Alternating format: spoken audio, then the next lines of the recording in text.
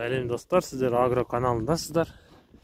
Бүгін міне өзімнің астындағы міне үйрен атыммен кең даланы бір шарлап шығайын деп шықтым. Бүгін қаңтардың 4-3-і. Далада аяз болып тұр қазір. Қар омбылатып жауып тастаған. Былтыр тура осы жерде атыммен сіздерге видео түсіргенмін.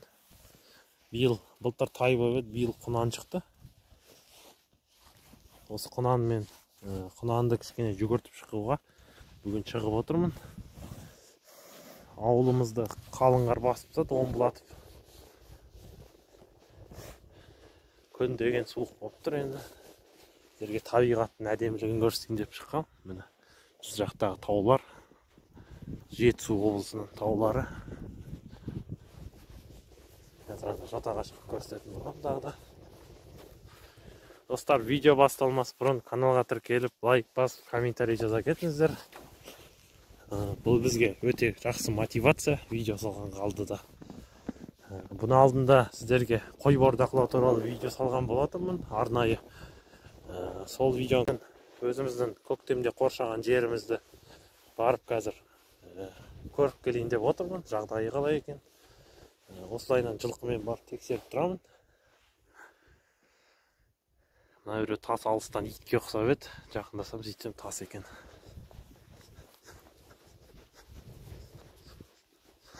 Қазір жотаға шығып баратырмыз.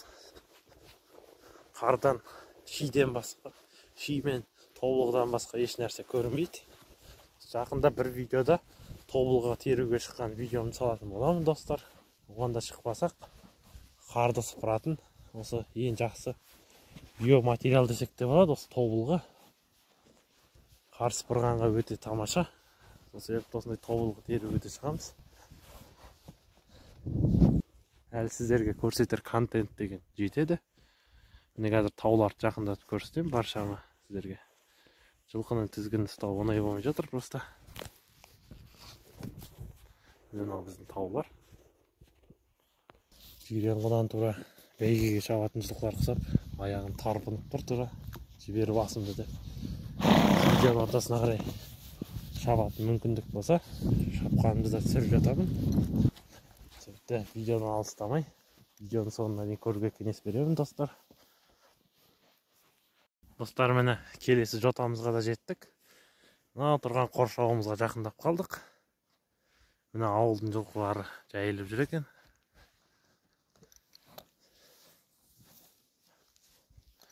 Қазір осы қоршауға баратын боламыз.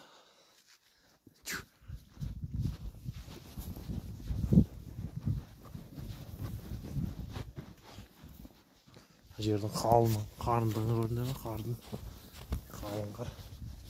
Жотаға осылай үрлеп тастаса, сай салаға қалай үрлеген дозан білмедім.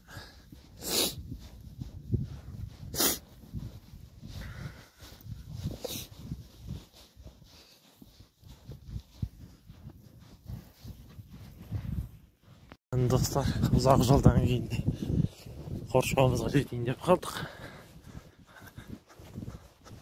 Ат терлік бітті. Ұшығып.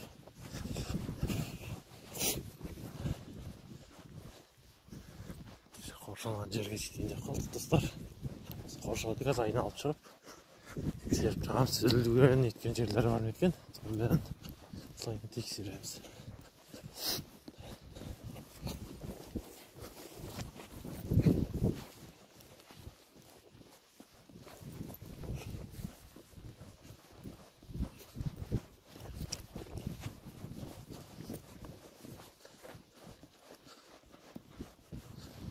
Таудың әсемдік жерлері көрдіңіздер ме?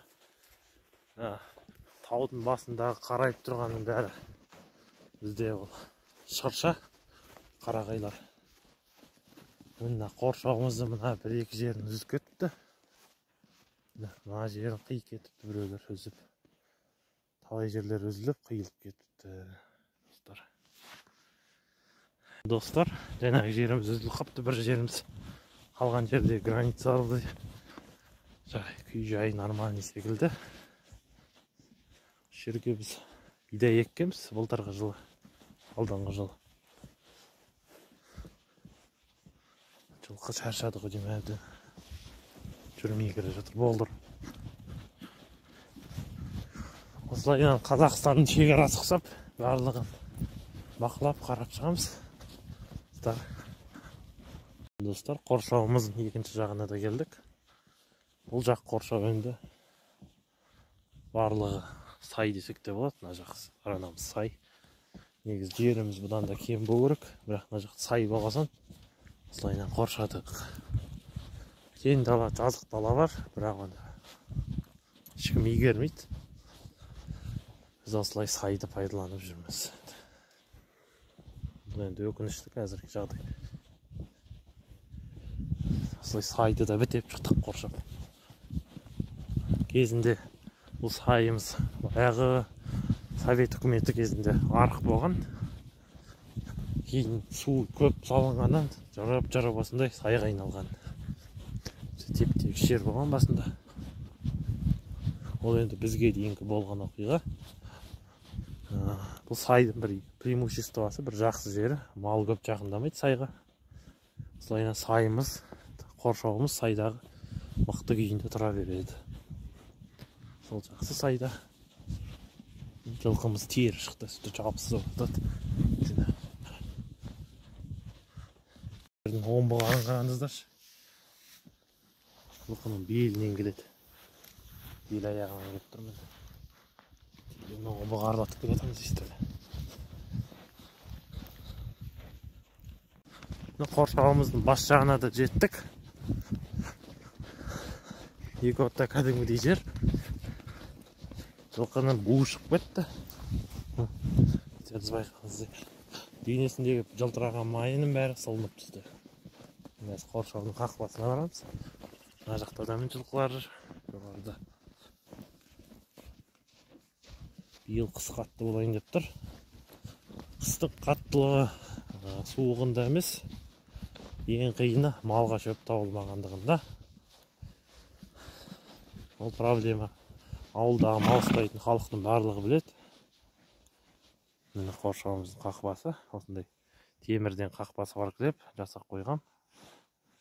Замауға сақ қойдық. Бөгде адамдар кіріп кетпес үшін. Бұл жағы аман деп ойлаймын енді. Өйткені мына жақтан көп кіре бермейді. Малдың ізі жоқ.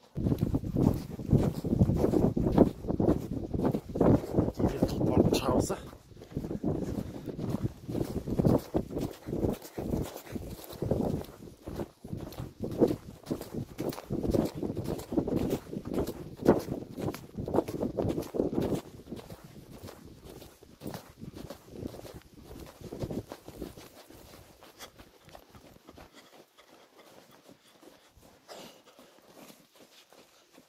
Достар, осындай сіздерге қызықты видео болды деп ойлаймын.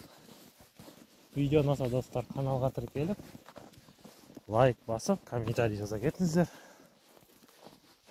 Мен әрбір комментарийді оқып, оларға жауап беріп, сіздерге барынша көмегім тигізіп отырамын. Ол менің сіздерге деген парызым деп ойлаймын. Достар, міне үйге де келдік. Жылқымыздың буы шығып кетті енді. Сол себепті жылы қораға қамап қойдым. Қараңғы қорада тұр қазір. Свет жанып тұр. Жылқымыздың буы шығып тұр.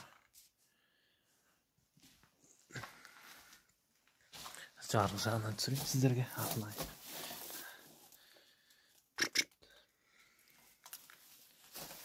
Тиер шығып кетті міне достар. Сол үшін жылы қораға қойып қойдық міне.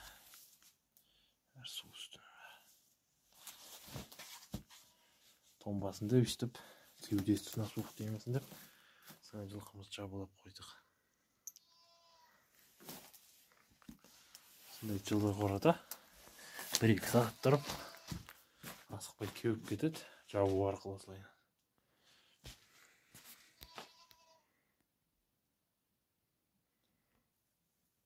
Достар, осылайынан жылқымызды әбден суытып аламыз. Сүті кепкенше осылай жылы қорада тұрады. Осымен видеомыз аяқталды. видео ұнаса достар, каналға тіркеліп лайк басып комментарий жаза кетіңіздер. Келесі видеода кездескенше.